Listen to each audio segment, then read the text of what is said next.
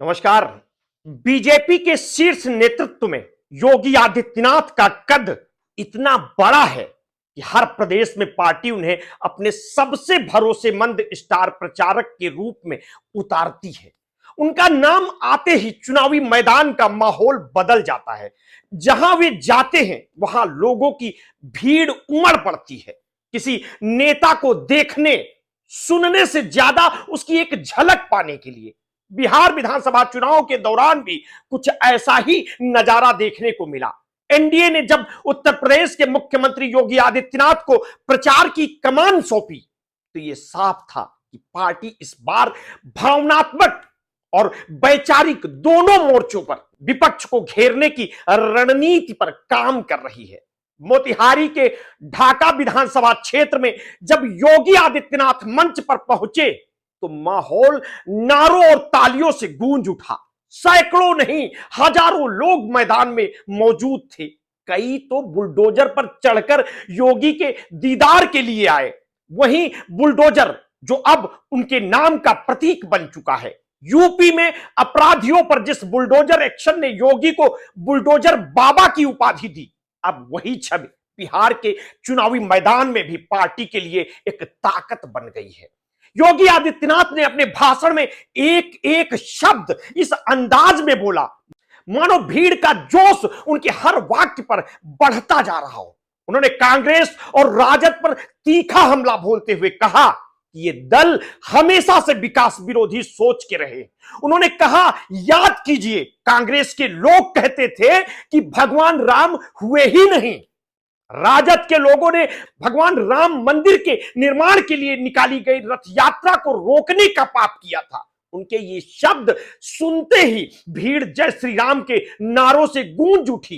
योगी ने अपने संबोधन में कहा कि बिहार में जिन लोगों ने राज्य की गौरवशाली परंपरा को कलंकित किया, समाज को बांटा और जनता को लूटा, वे अब इतिहास बन चुके हैं। उन्होंने कहा कि जनता ने पहले चरण में ही तय कर दिया है कि 14 नवंबर को जब ईवीएम खुलेगा तो सिर्फ एक ही नतीजा आएगा, फिर एक बार एनडीए सरकार।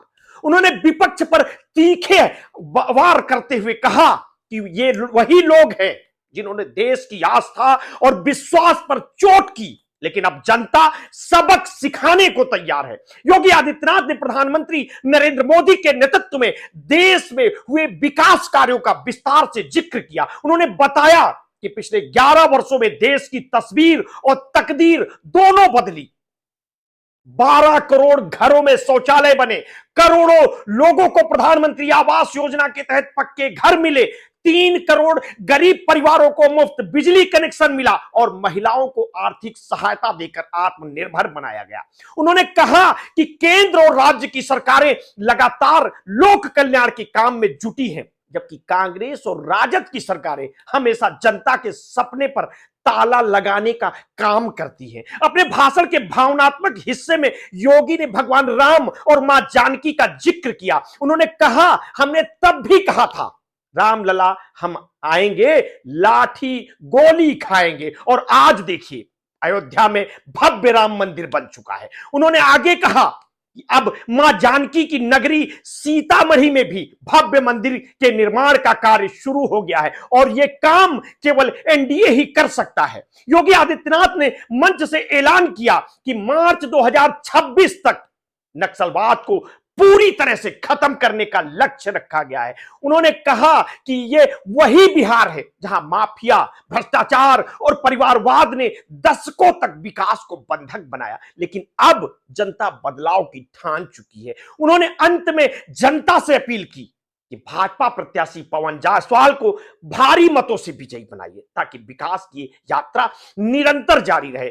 गया और मोतिहारी की सभाओं में जिस तरह भीड़ उमड़ी, उससे साफ झलकता है कि योगी आदित्यनाथ का प्रभाव बिहार की जमीन पर भी गहराई तक है। लोग उन्हें सिर्फ एक मुख्यमंत्री के रूप में नहीं बल्कि एक शक्त प्रशासक और हिंदुत्व की विचारधारा के प्रतीक के रूप में देखते हैं। उनके भाषणों में जब आस्था और राष्ट्रवाद की बात आती है तो भीड़ खुद ब खुद जुड़ जाती है। बिहार चुनाव के इस मौसम में योगी आदित्यनाथ का हर दौरा सिर्फ एक जनसभा नहीं बल्कि एक संदेश है कि एनडीए अपने पुराने मुद्दों और नए विकास मॉडल दोनों के सहारे मैदान में उतरा है। और इस जोश, भीड़ और विश्वास के बीच ये कहना गलत नहीं होगा कि योगी जहां जाते हैं वहां माहौल गर्म होना तय है। मिलते हैं किसी नेक्स्ट स्टोरी के साथ। आपने अगर अभी तक हमारे इस चैनल को सब्सक्राइब नहीं किया है तो तत्काल कर लीजिए, बेल आइकन दबाना बिल्कुल ना भूलिए। अपने स्वास्थ्य के प्रति सचेत रहिए, सजग रहिए। और हां, आपने कभी भी कोरोना वैक्सीन लगवाई है तो समय समय पर अपने ब्लड प्रेशर की जांच अवश्य कराते रहिए। अपना ध्यान रखिए। बहुत बहुत धन्यवाद। साधुवाद।